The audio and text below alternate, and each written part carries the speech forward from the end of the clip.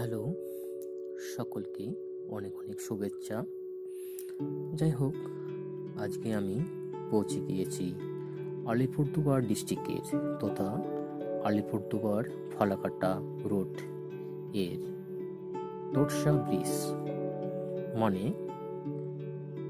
ভারত, চীন, ভুটান, বাংলাদেশ একটি আন্তর্জাতিক নদী। তবে এই নদীর খরস্রোতা অনেকটাই কমে গিয়েছে এখন।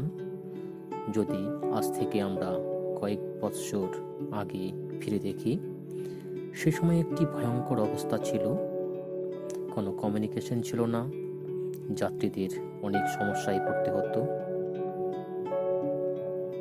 যেতে হতো নৌকো আর ঘন্টায় একটি বাস।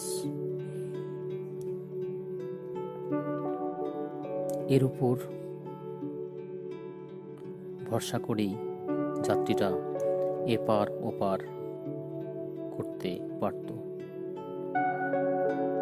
এই তোরসা নদীর পাশেই একটি হাট স্থাপিত হয়েছে 1998-99 সালে। এই হাট বসে শুক্রবার আর মঙ্গলবার।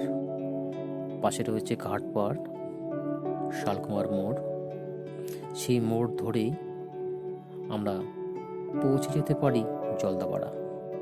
যাই হোক বন্ধুরা, যদি ভিডিওটি ভালো লেগে থাকে লাইক করবেন।